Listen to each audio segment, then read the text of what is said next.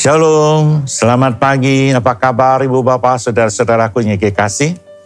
Pasti luar biasa sebab penyertaan perlindungan Tuhan sangat dahsyat dan luar biasa dalam kehidupan kita. Terima kasih untuk Ibu Gembala, semua majelis GKP Mazmuria Bahkan 4 yang telah mempercayakan saya awal bulan ini boleh menyampaikan firman Tuhan. Puji Tuhan, saudara-saudaraku yang kekasih. Ya, sebelum kita mendengar sebagian firman Tuhan, mari kita berdoa terlebih dahulu. Bapa yang ada di surga, terima kasih, kami bersyukur Tuhan. Sekalipun ya Tuhan pandemik ini ya Tuhan belum berhenti, ya Tuhan namun oleh penyertaan perlindungan Tuhan, kami boleh masuk ke bulan yang ke-12 ini. Di minggu yang pertama ya Tuhan kami akan mengadakan perjamuan kudus. Sungguh-sungguh ini semua karena anugerah Tuhan. Pagi hari ini kami mau dengarkan firman Tuhan. Kami minta Roh Kudus Engkau hadir di tengah-tengah kami. Engkau mengurapi akan setiap hati dan pikiran kami. Ya Tuhan, Engkau mengurapi akan kedua telinga kami ya Tuhan. Supaya hati dan pikiran kami hanya fokus untuk firman Tuhan. Kami patahkan segala kuasa-kuasa dunia mencoba untuk menghilangkan ya Tuhan konsentrasi kami patahkan demi nama Tuhan Yesus. Roh Kudus beracaralah kepada kami.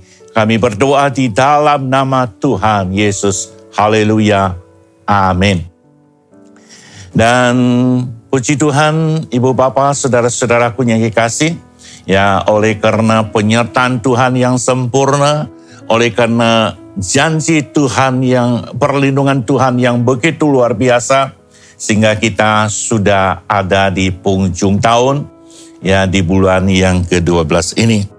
Saudara-saudaraku yang kasih, ya bulan 12 atau bulan Desember itu identik dengan bulan Natal, ya, identik dengan bulan Natal.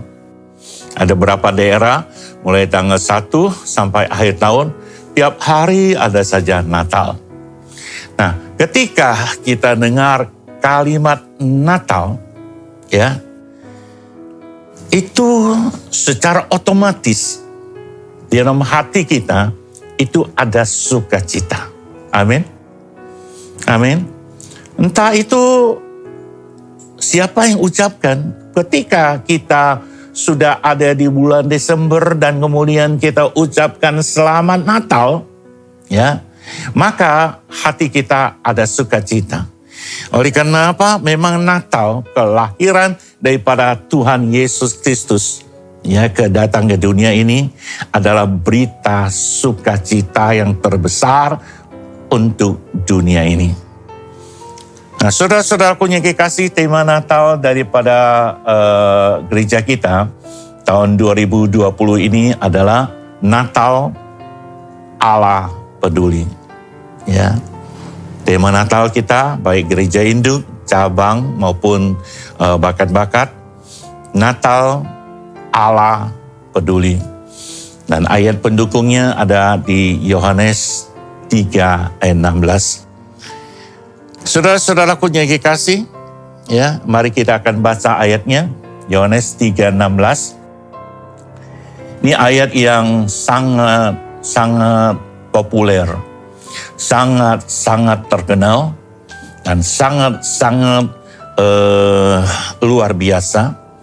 Dan umumnya saudaraku yang kekasih, orang sering membaca ayat ini.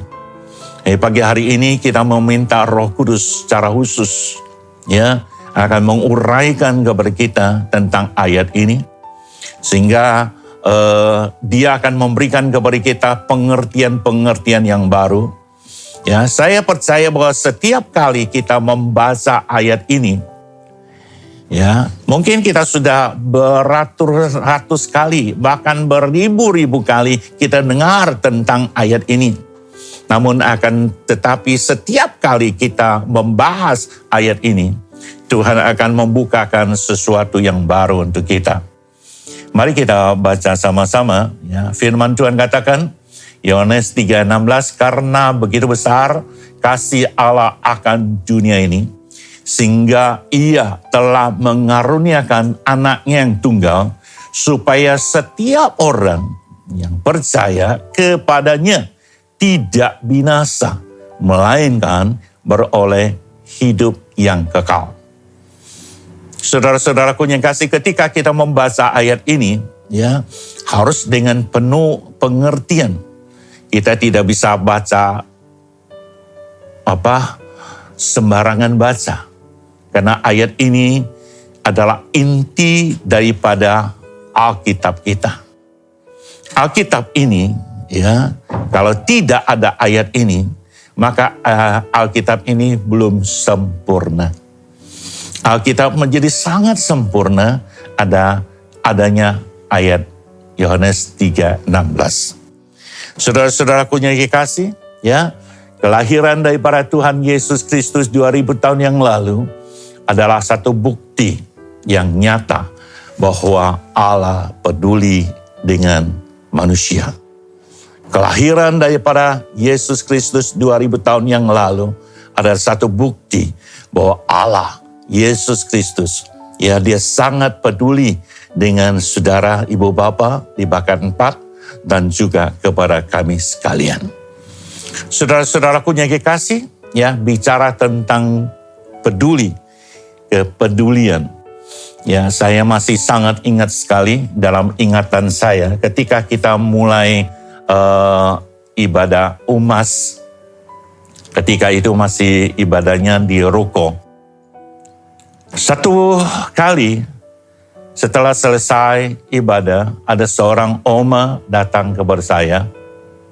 Sementara orang lain makan, tapi oma ini datang kepada saya. Oma bilang, "Pak Gembala, bolehkah minta doa?"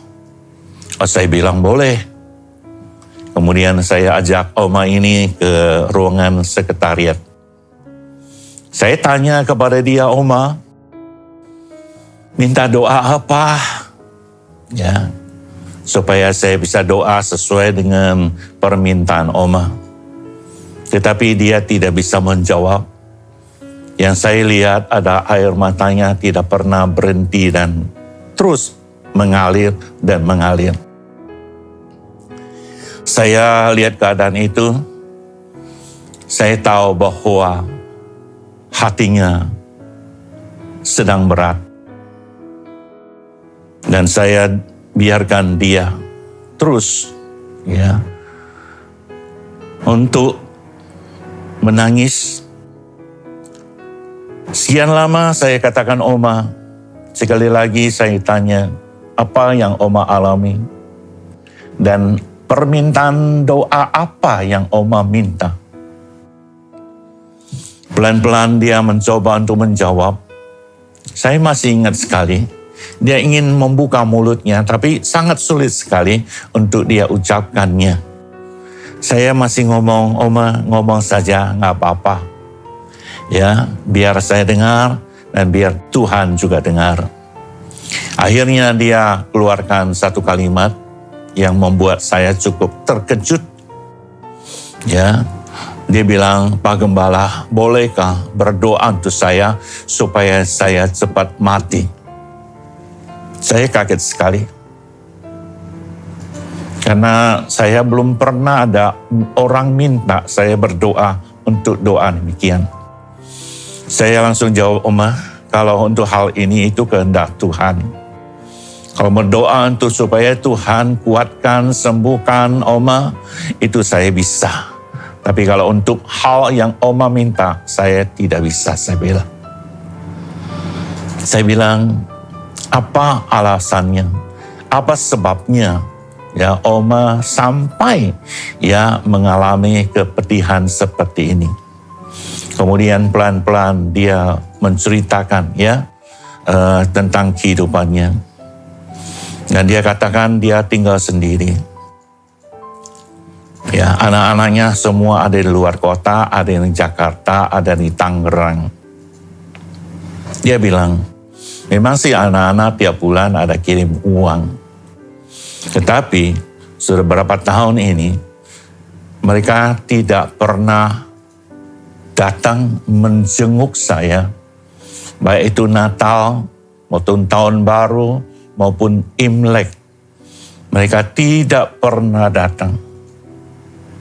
Padahal saya ingin ketemu muka walaupun sebentar saja.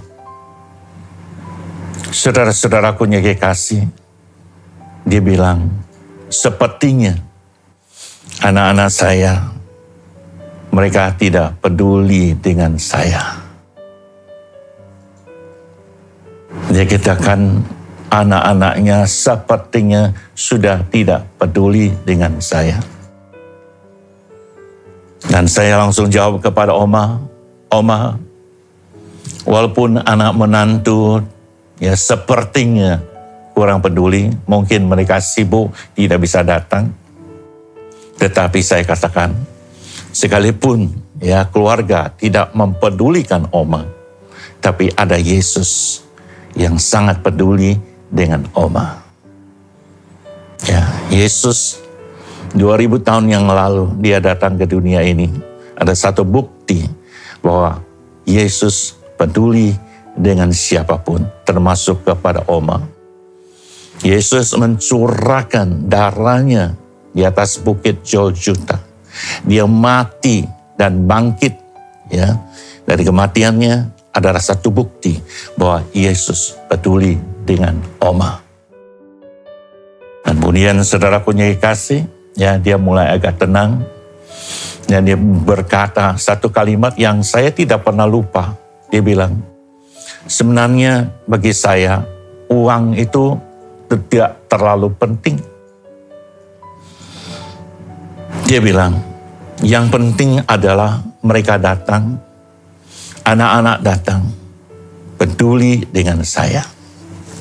Nah, saudara-saudaraku yang dikasih, betapa berharganya. Ya, satu pertemuan, satu kepedulian ya antara keluarga, antara orang tua dan anak. Jadi saudara-saudaraku yang dikasih, ya. Demikian juga dalam kehidupan kita, ya. Kita bersyukur bahwa Allah itu begitu peduli dengan kita. Allah begitu peduli dengan kita. Ya. Nah, satu pertanyaan, mengapa? Ya, mengapa sampai Allah begitu peduli dengan kita? Sampai Allah yang maha kudus, maha besar, begitu mempedulikan hidup saudara dan saya. Yang pertama saya tuliskan, karena kita adalah pribadi yang sangat penting bagi Allah. Yang pertama, ya karena kita adalah pribadi yang sangat penting bagi Allah. Saudara-saudaraku yang kasih, ya, saya percaya di Alkitab ini ada ayat Yohanes 3:16 ini adalah satu bukti ya bahwa saya dan saudara adalah pribadi yang sangat penting di mata Allah. Sehingga saudaraku yang dikasih, ya, Allah mau mengaruniakannya atau memberikannya putranya yang tunggal, yaitu Yesus Kristus. Turun dari tahta surga, lahir ke dunia ini. Ya. Supaya setiap orang yang percaya kepada Yesus Kristus tidak binasa, melainkan beroleh hidup yang kekal. Sejak manusia yang pertama jatuh dalam dosa, ya, Allah terus berusaha untuk supaya manusia boleh kembali kepada pangkuan Bapa. Nah, saudara-saudaraku yang dikasih, Allah telah mengutus begitu banyak ya utusan-utusannya, baik itu nabi-nabi ya maupun orang-orang yang dipakai oleh Allah, yang diurapi oleh Allah, namun tidak berhasil. Itu pada akhirnya Allah harus mengirimkan, ya, mengutus putranya sendiri datang ke dunia ini dan kemudian dikorbankan, ya, menjadi satu korban penebusan bagi dosa kita. Ini adalah satu bukti bahwa kita sangat penting di mata Allah. Saudara-saudaraku yang dikasihi, apapun keadaan ibu bapa, ya, bagaimanapun status kehidupan ibu bapa, ya, apakah ibu bapa, ya, orang yang berada, kalau sekalipun kurang berada, punya pendidikan tinggi maupun kurang, apapun keadaan ibu bapa, Anda adalah orang yang sangat penting, pribadi yang sangat penting, ya, bagi Allah. Amin.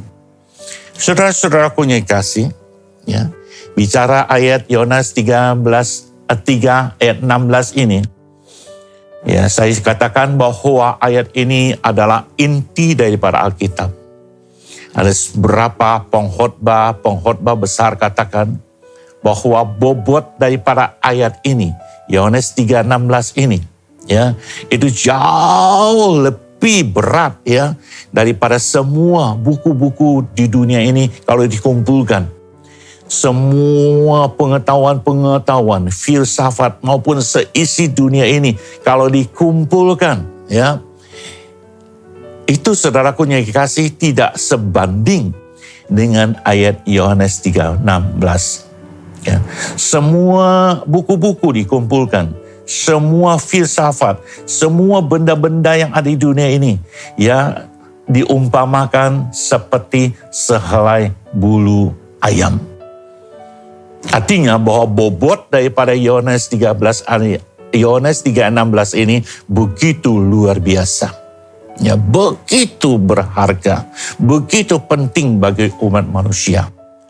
Seorang pengkhotbah dari Inggris namanya Charles Spurgeon. Dia adalah seorang yang dipakai Tuhan sangat luar biasa. Ya, umur 17 dia sudah menjadi pengkhotbah yang luar biasa. Dia berkhotbah di mana-mana di seluruh dunia. Namun dia berkata, satu komentar yang saya baca di bukunya, dibilang saya sangat-sangat berat untuk menguraikan Yohanes 3:16 ini. Sebab dikatakan bahwa kasih Allah begitu luar biasa, tak terbatas. Sehingga agak sulit, ya, untuk memiliki kata-kata atau kalimat-kalimat yang dapat menguraikan betapa besarnya tentang kasih Allah itu.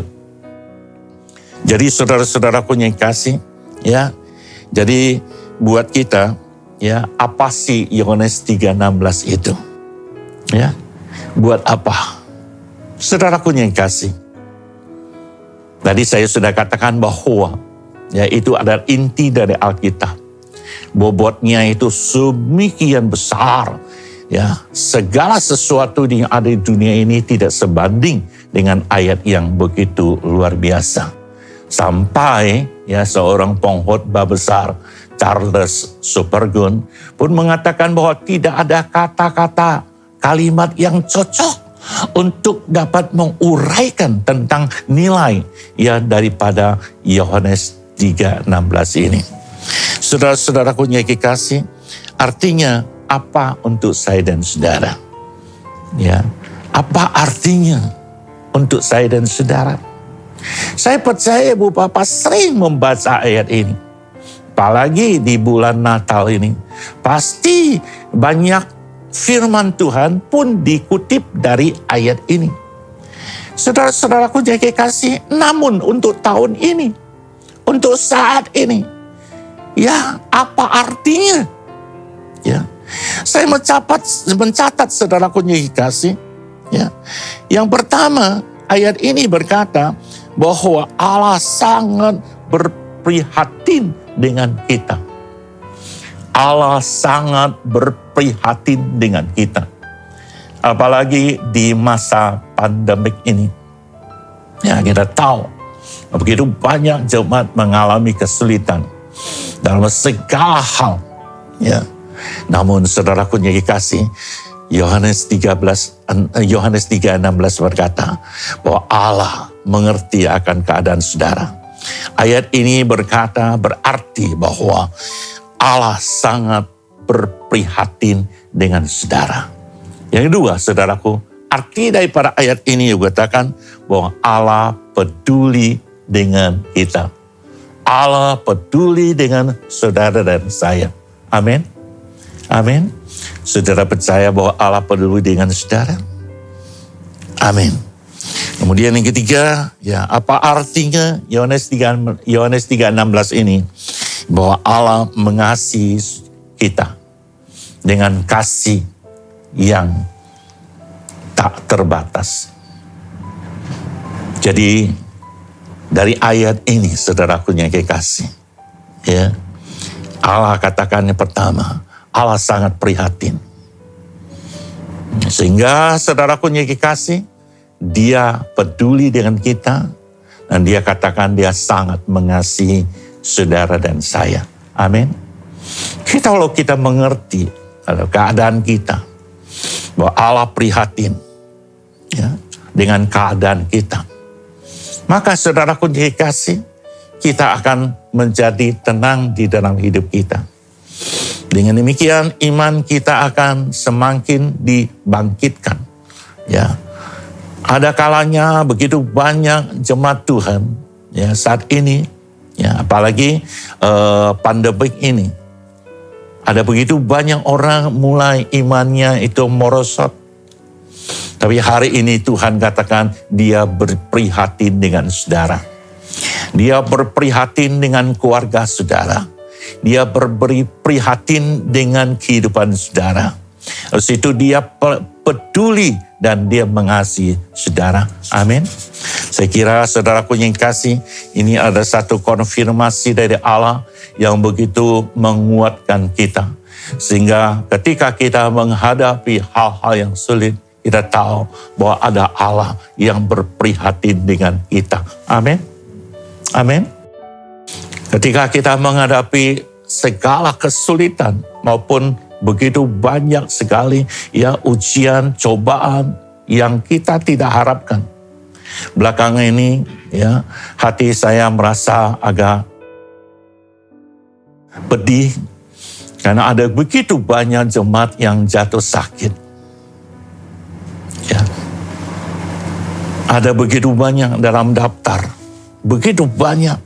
Dan sakitnya itu bukan sakit biasa, tapi sakit yang cukup berat.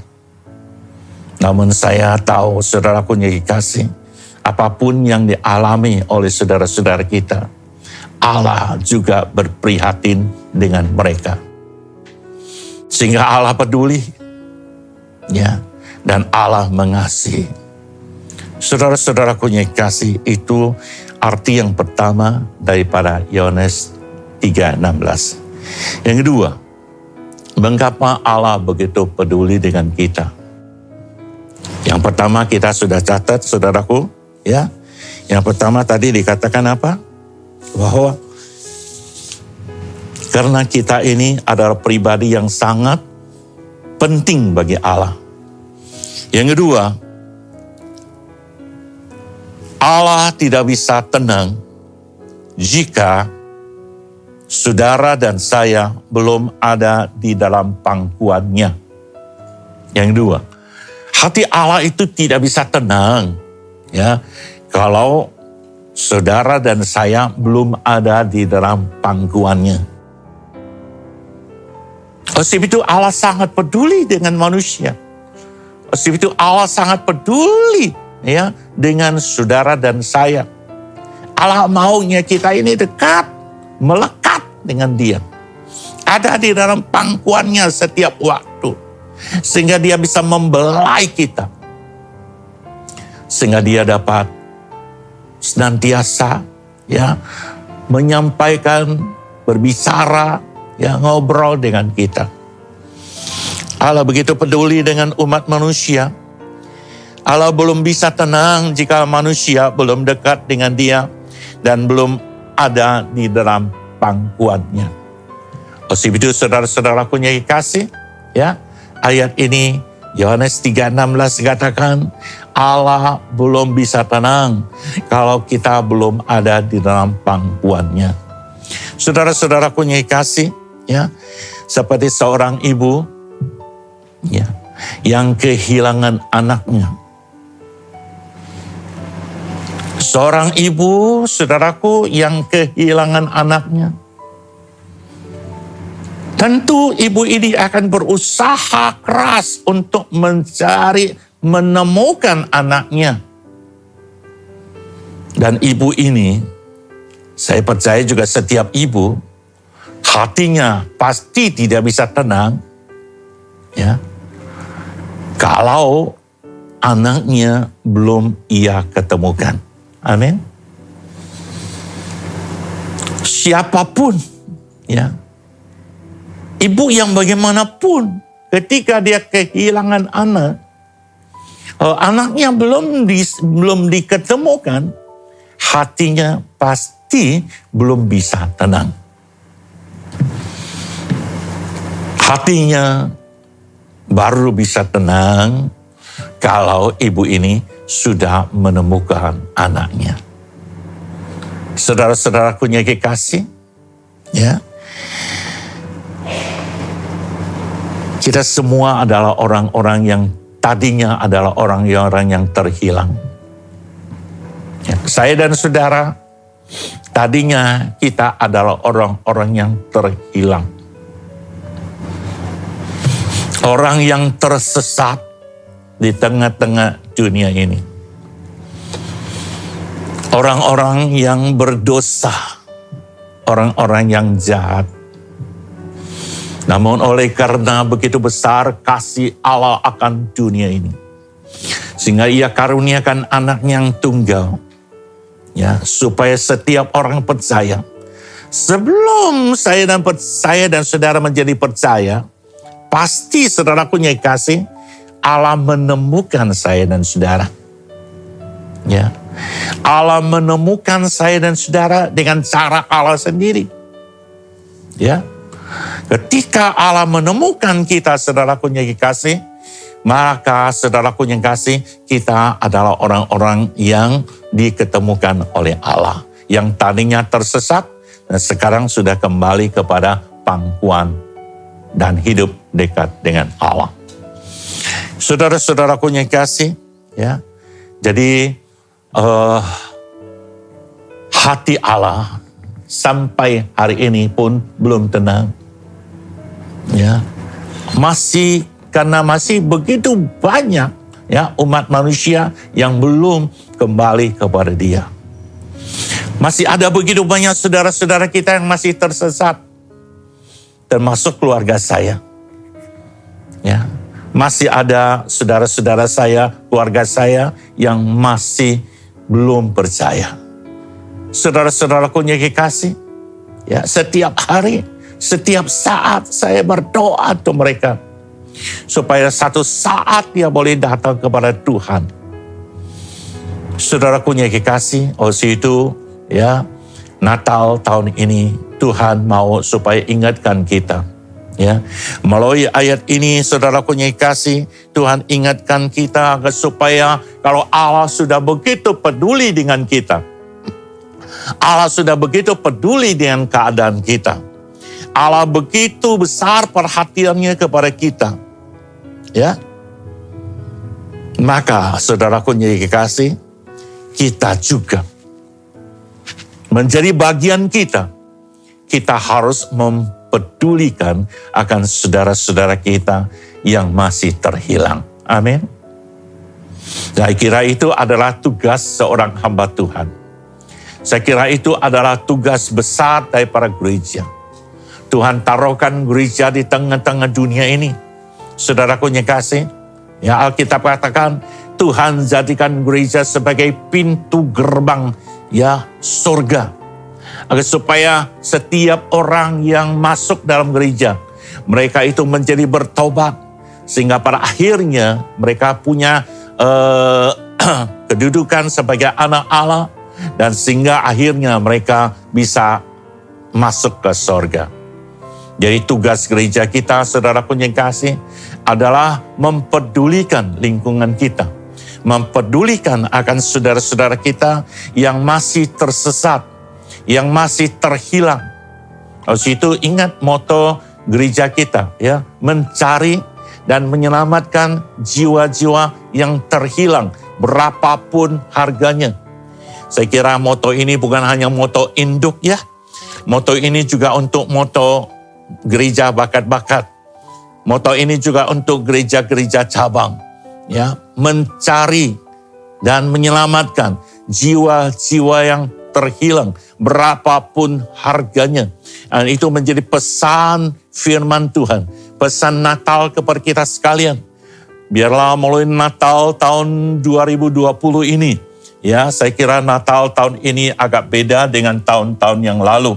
Ya ada satu perayaan ya, tapi tahun ini oleh karena ya keadaan tidak memungkinkan, ya anjuran dari para PGI pun ya, supaya gereja menghindari ya perayaan besar-besaran, ya jor-joran. Karena apa? Tidak sesuai dengan keadaan. Ya karena keadaan lingkungan begitu keadaannya tidak baik, masih penuh dengan keprihatinan. Nah, gereja mengadakan pesta dan itu tidak cocok. Di situ saudara-saudaraku yang kekasih, ya kita boleh mengadakan kebaktian Natal, ya, tapi tidak ada mesti dengan satu perayaan besar-besaran. Karena kita juga gereja ditempatkan di tengah-tengah lingkungan, dan kita juga harus sesuaikan dengan keadaan lingkungan kita. Di situ saudara-saudaraku yang kasih, Natal tahun 2020 ini, ya tentu itu suasananya sangat berbeda. Ya, sangat berbeda. Namun saudaraku yang kasih, apapun suasananya, ya, tidak akan mengurangi arti Natal yang sesungguhnya bagi kita. Justru saudaraku yang kasih, ya, dengan ibadah Natal, kebaktian Natal yang sederhana, mengadakan perayaan Natal secara sederhana. Dan itu saudaraku yang kasih seperti persis apa yang terjadi dengan Natal yang pertama yang ditulis oleh Injil Matius. Ya begitu sederhana. Ya, yang datang cuman para gembala-gembala saja. Ya, Yesus ada di palungan. Ya, palungan. Satu tempat yang begitu kotor. Sangat-sangat sederhana sekali. Dan itulah saudaraku yang kasih yang harus kita perhatikan pada Natal tahun 2020 ini. Ya, hindari akan hal-hal yang tidak sesuai dengan lingkungan dan biarlah kebaktian kita sederhana. Makin sederhana, saya kira makin baik. Kita akan makin ketemukan nilai Natal yang sesungguhnya bagi kita. Natal bukan hanya di bulan Desember saja. Ya, Natal sesungguhnya seperti yang tulis oleh Injil Lukas. Saudaraku yang kasih, Natal sesungguhnya adalah setiap hari. Setiap hari Yesus itu harus lahir di dalam hati kita. Amin. Setiap hari, ya, Yesus itu harus lahir di dalam hidup kita. Nah, saudara-saudaraku yang kasih, dan biarlah ini menjadi satu pesan Natal kepada jemaat di Bakat 4. Ya, sehingga Bakat 4 ya, atau GGP Mazmur ya, di masa-masa akan datang ya, mengalami penuaian akan jiwa-jiwa. Oleh karena apa? Oleh karena ada pesan Tuhan kepada kita supaya kita peduli dengan jiwa-jiwa yang terhilang. Nah, kalau kita lakukan itu, ya, kalau kita kerjakan sesuai dengan apa yang menjadi kehendak dan kerinduan Tuhan, maka pasti akan terjadi penuaian. Semua orang mulai bersama-sama, ya, mulai dari semua anak-anak, semua jemaat Tuhan sama-sama bekerja, ya, satu orang bawa satu jiwa. Maka pada 1 tahun, ya, sudah terjadi pelipat gandaan, bukan? Amin. Itu sudah pasti terjadi. Itu sudah pasti terjadi. Oleh itu saya menghimbau kepada jemaat Tuhan, ya, Anda adalah orang yang sangat diperhatikan oleh Tuhan. Sangat penting di mata Allah. Oleh itu kita tidak boleh, saudaraku yang kasih, diam diri dan kita tidak lakukan apapun. Ya, kita harus mulai keluar. Kita harus mulai mencari jiwa. Pesan Tuhan kepada kita adalah mencari dan menyelamatkan jiwa-jiwa berapapun harganya. Berapapun harganya artinya apa? Dalam hal kita mencari jiwa, memang itu harus ada bayar harga. Ya, tidak mungkin saudaraku yang kasih kita akan menuai jiwa-jiwa kalau kita tidak siap bayar harga. Ya, saudaraku, kalau Tuhan sudah bayar harga untuk kita, maka kita juga bayar harga. Namun harga yang kita bayar, ya, tidak sebanding dengan apa yang telah Yesus bayar di atas kayu salib. Saudara-saudaraku yang kasih, ya, Yesus lahir ke dunia ini 2000 tahun yang lalu. Ada satu bukti bahwa dia peduli dengan saya dan saudara. Yesus mencurahkan darahnya yang segar, ya, dengan memikul salib naik ke bukit Golgota. Kemudian Yesus dipaku di atas salib. Dia mati di salib. Ya, ada satu bukti bahwa dia peduli dengan saudara dan saya. Yesus bangkit dan dia naik ke surga. Juga ada satu bukti bahwa Yesus peduli dengan gereja Tuhan. Saudaraku yang kasih, saya kira dengan demikian, ya, sudah sangat cukup bukti yang nyata bahwa Yesus peduli dengan saya dan saudara. Karena Yesus begitu peduli dengan kita, maka, ya, kita juga harus peduli dengan orang lain. Amin. Peduli dengan keluarga kita. Ya. Jangan seperti Oma tadi. Ya. Sekian lama anak mantu tidak pernah datang. Bila Natal ini saudaraku yang dikasih, ya. Sebagai anak, ya, kita juga harus peduli dengan orang tua kita. Saudara-saudaraku yang dikasih, ya. Sebagai orang tua tidak minta apa-apa sebenarnya. Ya, tidak minta apa-apa dari anak-anak. Asal anak-anak bisa peduli, memberikan perhatian. Sebagai orang tua yang kita harapkan bukanlah uang, tapi adalah bagaimana anak-anak peduli dan kemudian memberikan perhatian. Gereja ditaruhkan di tengah-tengah dunia ini ada supaya gereja peduli dengan lingkungan yang ada. Saudara-saudaraku yang dikasih, ya, baik, saya juga mewakili gereja induk dan keluarga saya menyampaikan, ya, selamat Natal dan selamat menyambut tahun baru, tahun 2021.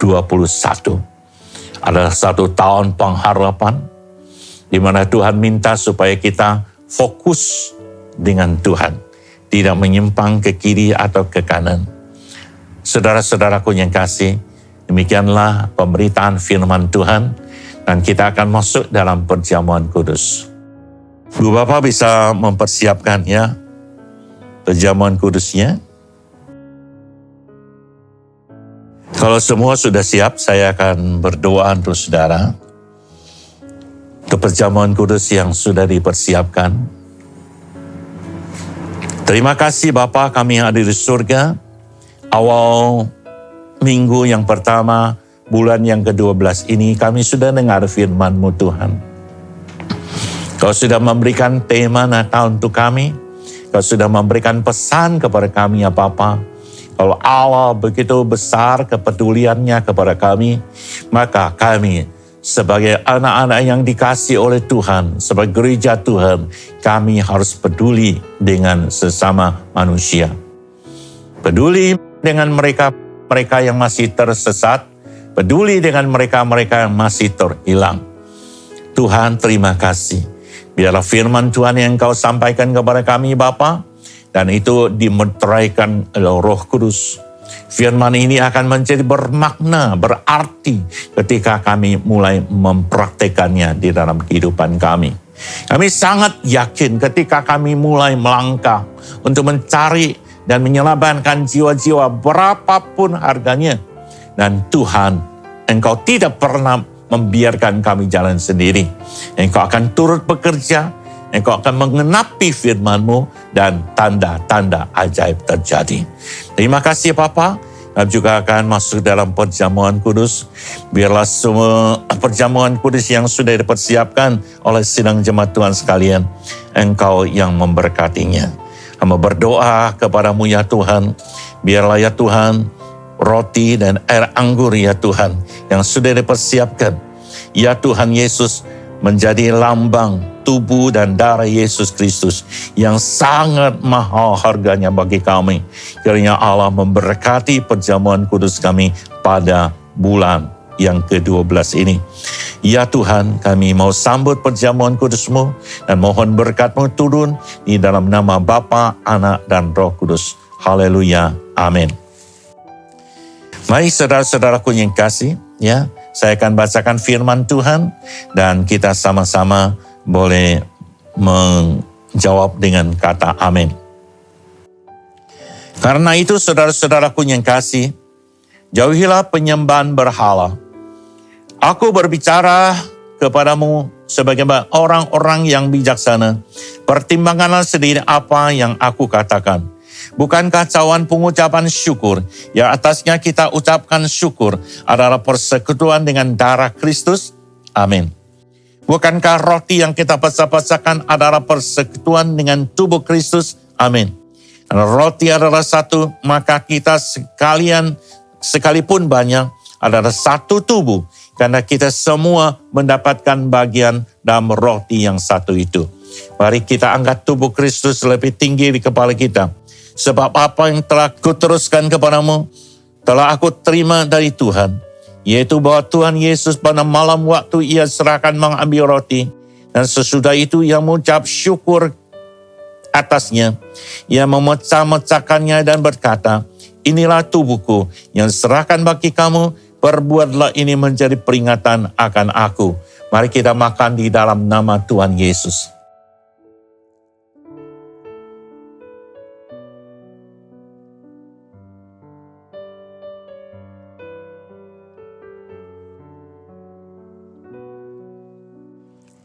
Terima kasih Tuhan. Selanjutnya kita angkat cawan ini dengan tangan kanan kita, tangan kiri kita boleh tempel di dada kita. Sebagai satu pernyataan syukur kita kepada Tuhan, betapa Allah peduli dengan kehidupan kita. Demikian juga ia mengambil cawan sesudah makan lalu berkata, cawan ini adalah perjanjian baru yang dimeteraikan oleh darahku. Perbuatlah ini setiap kali kamu meminumnya menjadi peringatan akan aku. Sebab setiap kali kamu makan roti ini dan minum cawan ini, kamu memberitakan kematian Tuhan sampai ia datang. Mari kita minum di dalam nama Tuhan Yesus.